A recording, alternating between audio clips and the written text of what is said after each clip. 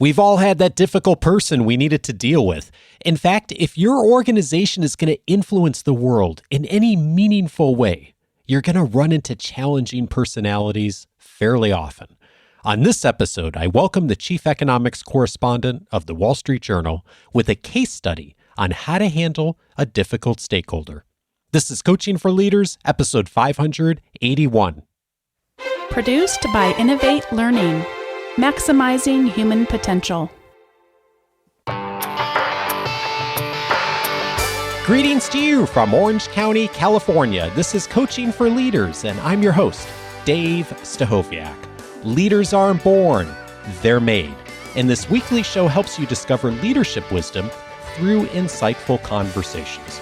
Of course, one of the challenges that many of us have in our work each day is working with stakeholders. So many of us have multiple stakeholders. And of course, many of us also have one or more difficult stakeholders. How do we effectively work with a difficult stakeholder in a way that will help us to keep the big picture there and to move forward and to keep the relationship strong? Today, I'm so glad to welcome an expert who has done a deep dive analysis of one of the most interesting institutions in the United States, also looking at a key leader in our government and how we may take some inspiration for how he has actually approached working with a difficult stakeholder. I'm so glad to welcome Nick Timiraos to the show. He has been the chief economics correspondent at the Wall Street Journal since 2017, where he was responsible for covering the Federal Reserve and other major developments in U.S. economic policy. He joined the Journal in 2006 and previously covered the 2008 presidential election.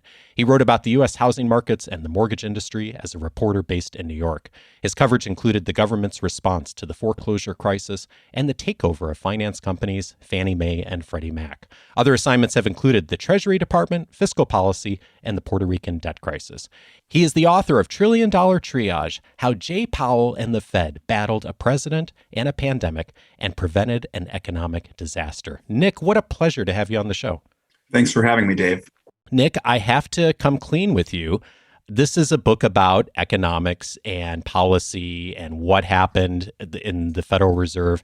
And I expected to be interested in this book, but I did not expect to be captivated by it.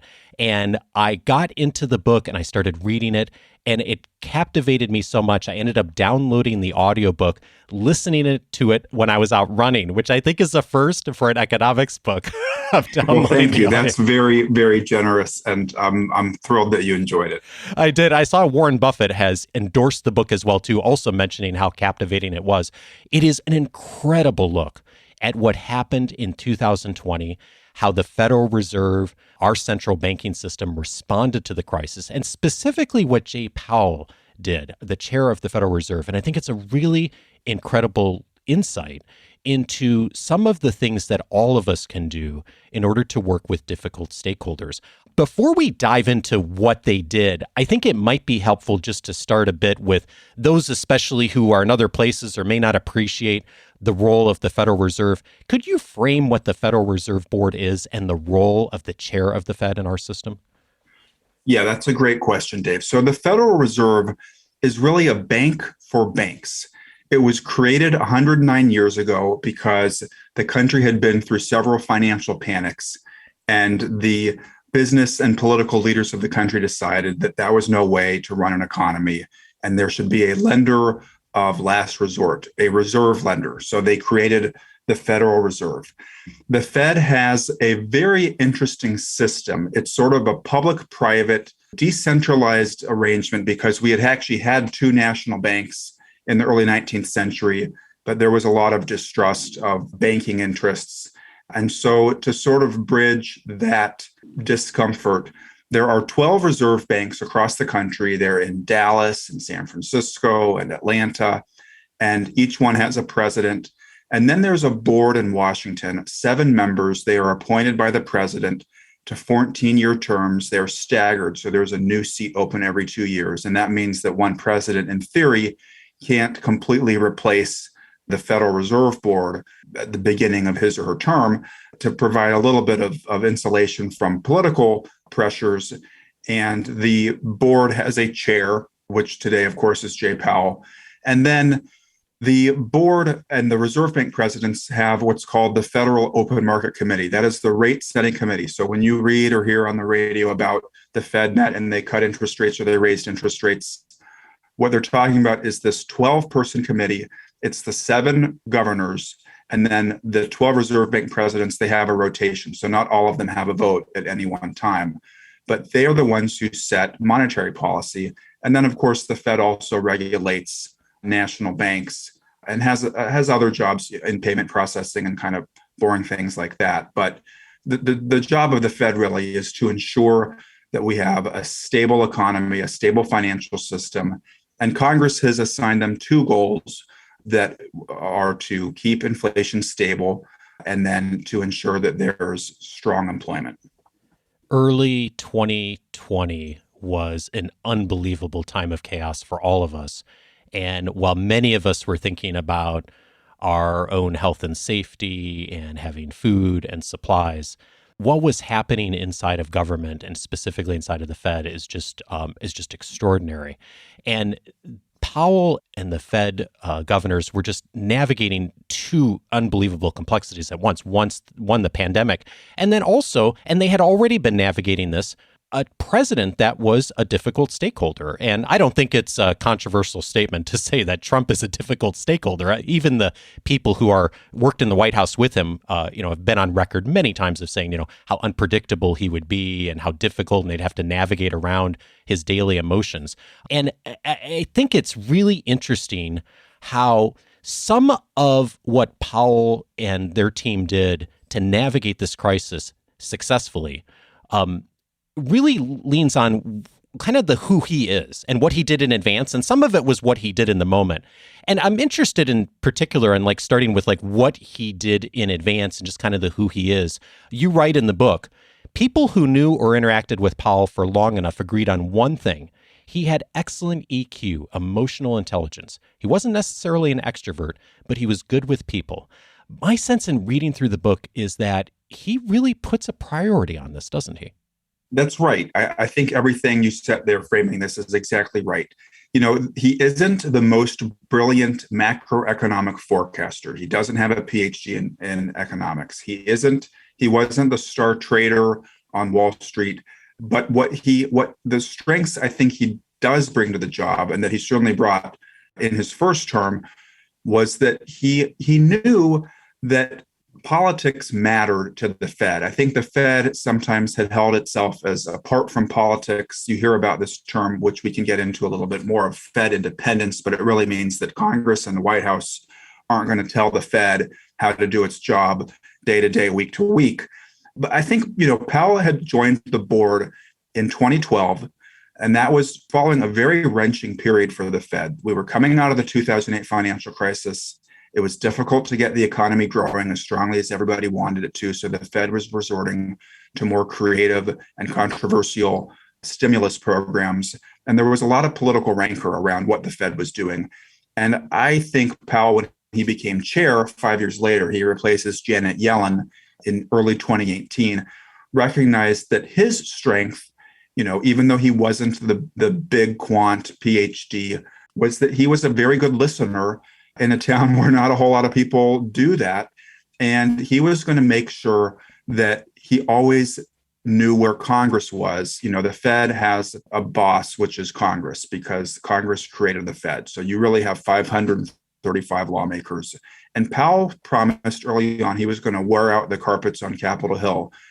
And he did it. And he meets often with lawmakers to know what their concerns are, to know where they are, not because he was planning to cash in some chip and he knew what that chip was going to be, but because he knew that when things got tough, it was going to be easier if the Fed had political support, which it had lost after the 2008 financial crisis.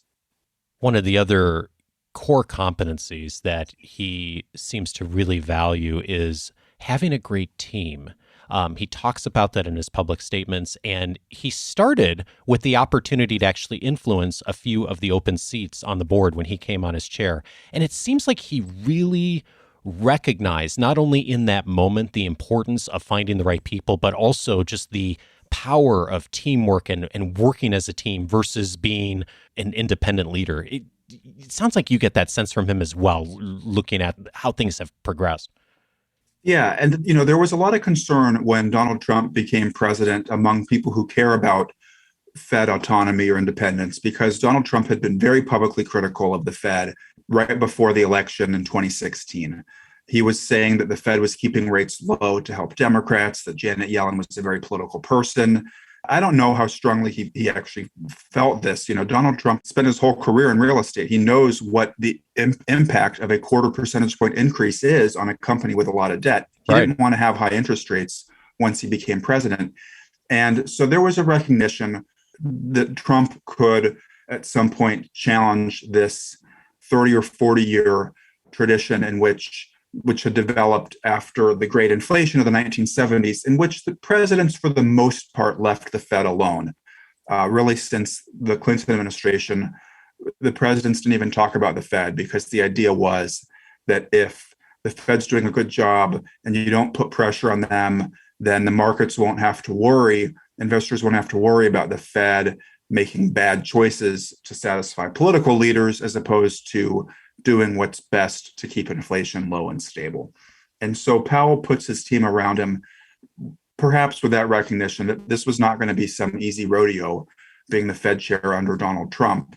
And so he has a Columbia University economist named Richard Clarida, who becomes the vice chair. The vice chairmanship was open when Powell became chair. So right away, he had a chance to have a number two in the job who he believed could have his back. And then, even though, as I was saying before, there's 7 governors and 12 Reserve Bank presidents, so that's an unwieldy group you're building consensus with. But the Fed decisions are actually shaped by the Fed chair, the Fed vice chair, and then the New York Fed president is kind of the first among equals for the Reserve Bank presidents. And as it happened, the New York Fed president was retiring when Powell came in. So there was going to be a new New York Fed president. And he had a role in making sure that the New York Fed board of directors, which selects the president, had the San Francisco president, John Williams, actually became the New York Fed president. So Powell right away had sort of this nucleus that he was comfortable with.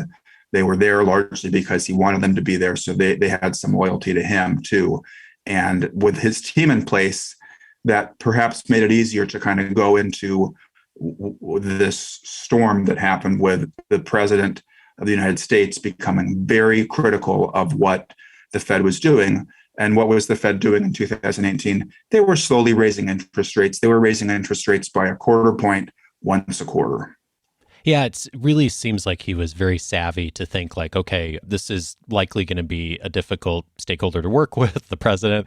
What can I do in advance to put together a team? Because it's not always been the case that the Fed has had a team where people were working well together. And it strikes me as like one of the other things that he's really good at is playing the long game. You write in the book, Powell had no interest in engaging in a tough guy showdown with Trump. His overriding goal was to make sure the U.S. economic expansion, which by July 2019 would be the longest on record, did not end on his watch. But a second, equally critical personal mission was coming into view. Make sure that the Fed as an institution survives the Trump years intact.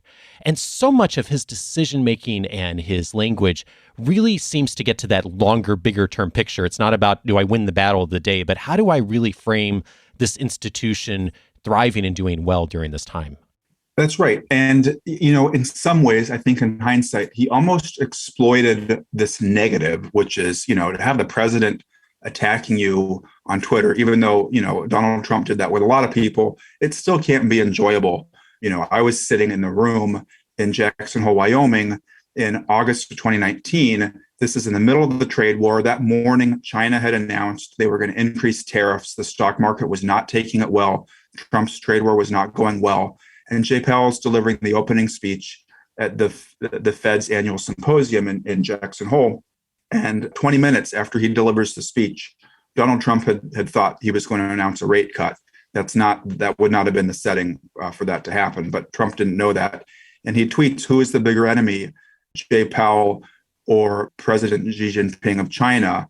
So being called an enemy of the state by the president doesn't feel good. But I think Powell actually exploited that negative to his benefit, because what happened was, as Democrats saw that this guy wasn't going to buckle, they liked him, right? The enemy, like, I don't like Trump. This is kind of how Democrats thought. I don't like Trump. If Trump doesn't like this guy, then maybe he's not so bad, right? And Republicans weren't really on Trump's, they weren't singing from the easy money playbook, because for so many years, Republicans had been concerned that the Fed had been keeping rates too low. So Republicans see what Trump is doing to the Fed, and it's actually one of the rare instances in which Republican senators were pushing back against what Trump wanted. And so he actually used Trump's attacks, Powell did, to make himself sort of popular on Capitol Hill, not by getting in a shouting match or a Twitter war, but just by and sort of saying, look, president has opinions, we're going to do our job. We're not going to let that influence our thinking. And it was actually very difficult, I think, in 2019, because it's easy to show that you're independent when you're doing the opposite of what somebody wants. If the president's saying lower rates, I want lower rates, and you're raising rates, well, then it's easier to show that you're independent. Nobody will question, whether you're trying to please the bosses. But what happened in 2019 was actually the economy started to slow down. The rest of the world started to slow down. The Fed's increases began to take a bigger bite on the economy.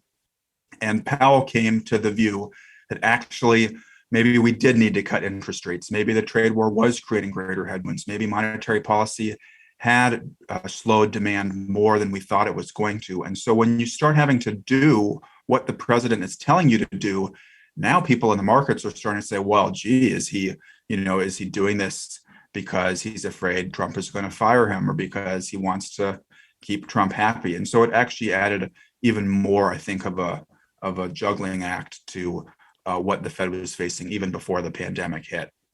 One of the other things that I think he's really brilliant at doing is he's really clear in all of his public statements who he's serving, the big picture, working for the American people.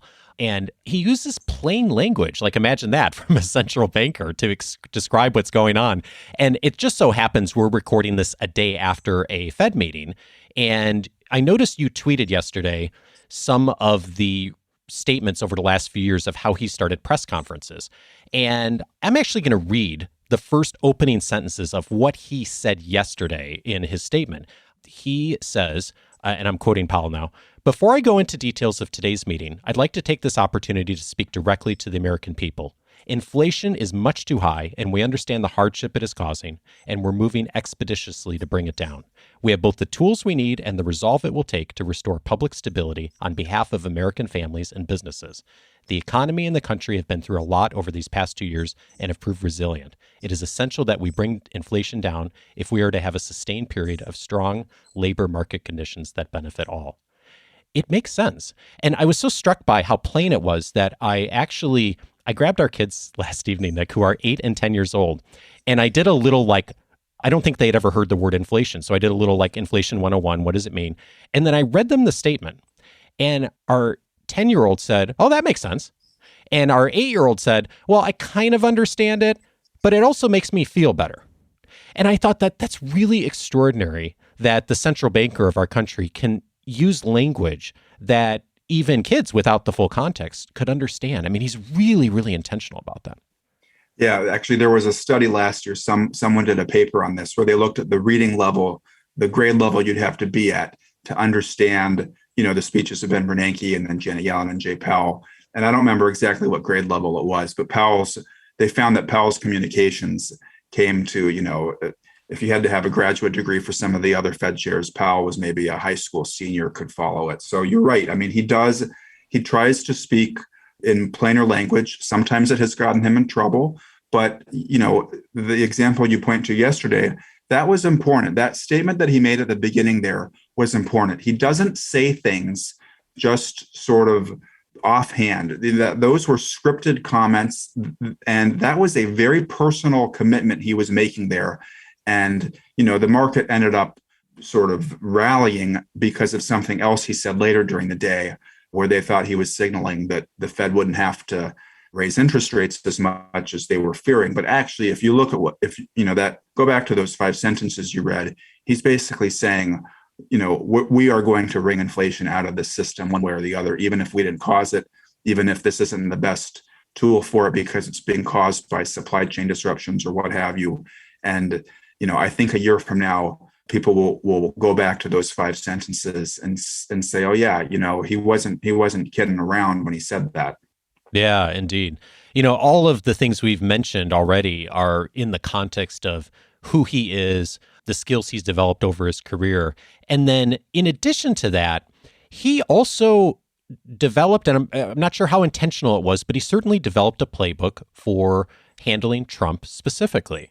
And one of the things you did is, as you were researching for the book, you looked at kind of what did he do? And you analyzed and really surfaced kind of 4 unwritten rules that you saw him doing, especially when he was in public, of how to handle Trump and kind of how to handle the White House. And I think there's a ton of interesting perspective here in these 4 rules that would apply to working with lots of different difficult stakeholders. And the first one that is kind of this unwritten rule is he has this rule of not talking about Trump. Tell me more about that. Yeah, so I came up with these unwritten rules in 2018 when Trump was really starting to say, the Fed is crazy, Powell doesn't know what he's doing. And just observing Powell, he never mentioned Trump. So he didn't talk about him. He just wouldn't go there. And it could be awkward at times because it was the big elephant in the room. Everybody knew this was the president's beating up on you, but he just wasn't going to go there.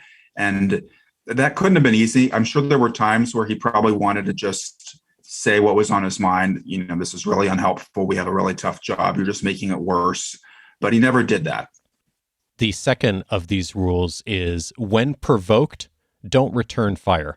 He certainly got provoked a lot, didn't he? Both by Trump, but also by the press, other stakeholders, Congress. And yet he really has a discipline of not firing back in the moment. He would always revert to this talking point, which was just, we have a job to do. We're going to do our jobs. And that's it. We don't take politics into consideration. We do all this technical analysis. We consult a range of, business and labor leaders, and that's our job. And we're just going to do our job. You can't convince everybody that you're not taking politics into account. It's just impossible. So that's what he would say. He stuck to that message very, very tightly all through. You've probably watched more testimony, press conferences of him than almost any other person, just because of the work that you've done and the work you do with the Journal today. When you see people trying to provoke him, whether they be in the press or other government leaders, what does he do in the moment because it's so hard in the moment sometimes to not flash back, even if you've got good principles of how you're going to work with people. Is there anything you see him do in the moment that just helps him to take a step back and pause a bit? There's nothing that I've seen him do. There's only one time I can think of where it felt like maybe he was beginning to let someone, this was a congresswoman, get under his skin. He just, he's very well sort of balanced in the remarks that he makes, and he's not trying to win an argument. I think the way he views his job is we're trying to set the right policy. We're not trying to win an argument. And so when the Fed had to make a big shift in early 2019 from raising rates first to saying we're not going to raise rates anymore and then to cutting, he just did what he thought was the right thing, even though it was, a turnabout. The same thing has been happening recently. The Fed all through 2021 held to this view, and Powell held to this view that inflation pressures would largely abate on their own because they were being driven by supply chain bottlenecks. And when it became clear to him in the data that that wasn't the right benchmark or forecast or baseline to set your policy on, he changed course. And, so I wouldn't say there's any one thing that he's done, but he's just managed to keep his cool in a number of different situations. The third rule is stick to the economy, not politics. You quote him when he says, "We don't try to control the things we don't control. We try to control the controllable." And in looking at his work and his statements, he's really masterful at when the political questions inevitably come, that he is able to set those aside and then reframe the conversation in the context of the work that the Fed does. It just seems like that's something he's so consistent at. Yeah, and that quote actually was something, he had worked in the first Bush administration in the early 1990s. He had been on Wall Street before that. He had worked for Nick Brady's investment firm in New York. Nick Brady became Treasury Secretary. Powell came down with him. Then Powell goes to the Carlyle Group in the 1990s, the private equity firm here in Washington, and he works on a business deal with George Sherman, the late George Sherman, who was at Danaher Corp. And it was Sherman who used to say, we control the controllable, focus on what you can fix, don't spend time worrying about the things that are out of your control. So that became his mantra. Sherman's words of wisdom to him from his private equity days were sort of his North Star when Trump was raining down on him. And even though publicly that, again, wasn't comfortable, it wasn't as if Republican senators were joining in and saying, yeah, Powell's terrible, he's an idiot. You didn't have a ton of that. There were maybe some Trump allies who had said some of that, but really not elected officials. And then you had people like Paul Volcker sending him notes saying, you're doing a great job, stick with it. His email box would fill up with comments from people saying, keep on doing what you're doing. And so we couldn't see that publicly, but I think that also had to have some measure of, all right, I think we're finding a way to deal with this difficult situation, difficult boss, that we're going to make it work for us. Yeah, which is a great lead into his like the fourth unwritten rule is developing allies outside the Oval Office. And you mentioned earlier that he had this statement of he was going to wear out the carpeting in Capitol Hill by going and visiting with members of Congress so much. It's not something that prior Fed chairs have always done as intentionally as he has. And yet he really did that. And it's really extraordinary reading through some of the quotes in the book of Republican senators pulling him aside in private and saying exactly what you just said, you're doing a great job, keep going, you're handling Trump well. And it's just remarkable. Not only does he do a really good job of building allies when there's a difficult stakeholder he needs to work with, but also there's an element of psychology there. If you have a difficult person you're working with, but you've got a lot of other people who are stakeholders who are pulling for you, giving you great feedback, that my sense is, we'll never know, but my sense is that a lot of that really helped him at some of the more difficult times.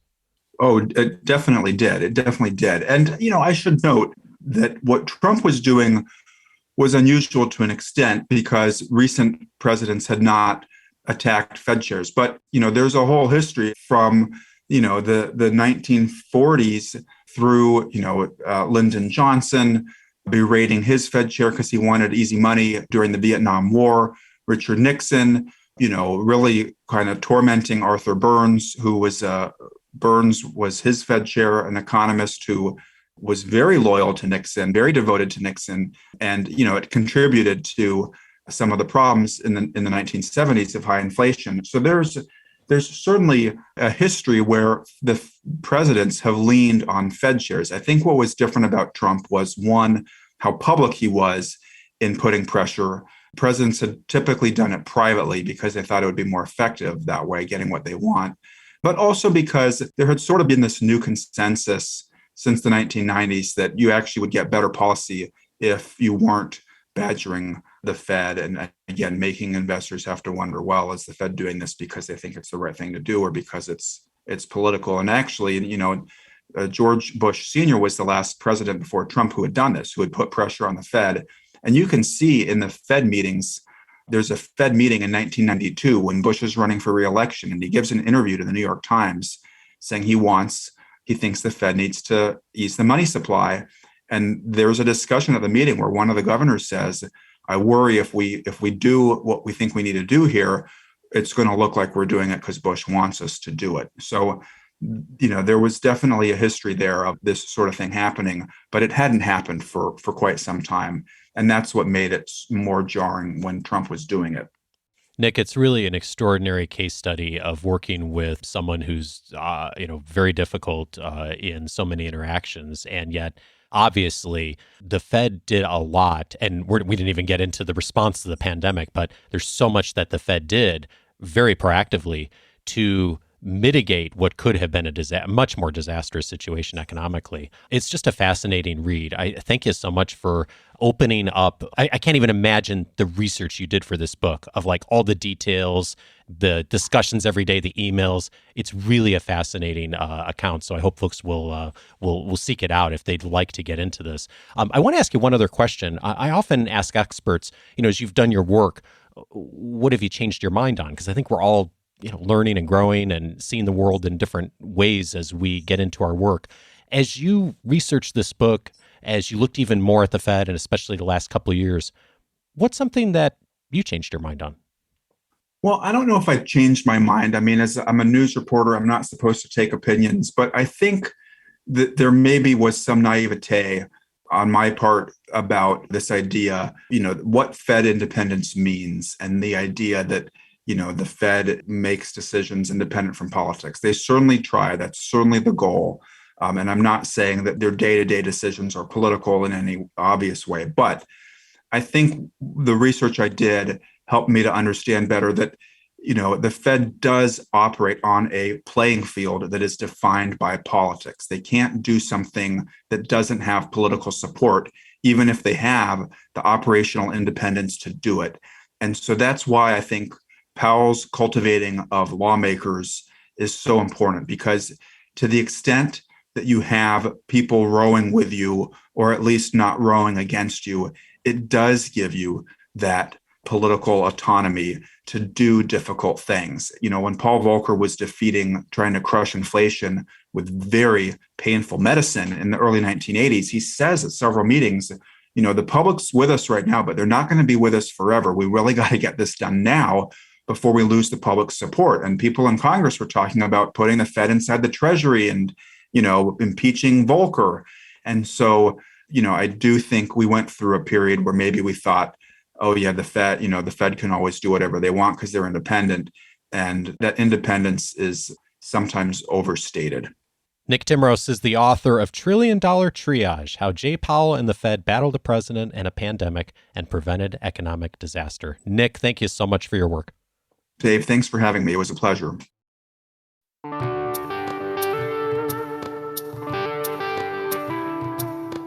I was an econ major for a while in college, so this book was like catnip for me.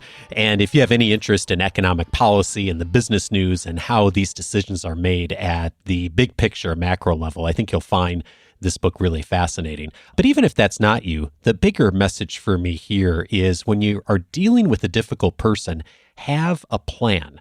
Most of us know if we step outside of the moment to think about, where does this person push my buttons? What's the right action to take given the difficult personality that I'm working with? And how do I apply that consistently over time? I think most of us have some really good principles for doing that if we're willing to do what Jay Powell did and to put those principles into action in advance and to be consistent. Thanks again, Nick, for the great conversation. Several related episodes if you found this useful. One of them is episode 91, How to Listen When Someone is Venting. Mark Goulston was my guest on that episode.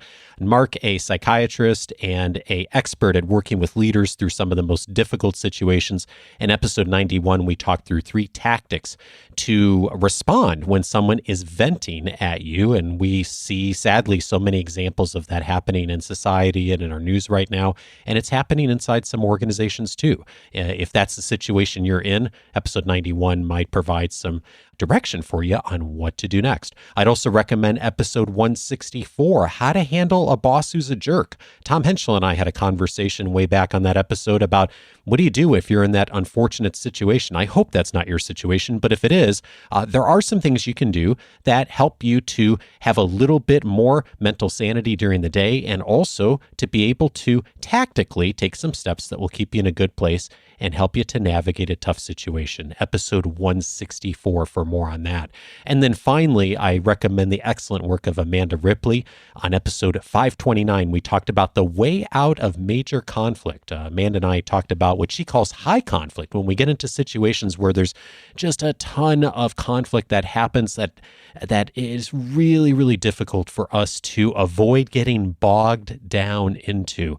All of us are capable of being grabbed by conflict and behaving in ways that we don't want to. Episode 529 is a little bit of the background on looking at that from the big picture perspective. And then, of course, how to exit that if you find yourself in that situation. Again, that's episode 529. All of those episodes you can find on the coachingforleaders.com website. If you haven't before, please go over to coachingforleaders.com and set up your free membership. Just take you a couple of minutes to do so. It'll give you access to everything here inside of our library, all of the conversations we've had over the years on difficult situations, this one and many others, plus all of the past episodes searchable by topic. So if you are looking for something right now that'll be helpful to you on your management skills, handling conflict, difficult situations, engaging employees, whatever's important to you right now, the episode library is a wonderful place to start. Plus, access to my entire personal library, all of our member casts, the weekly leadership guide,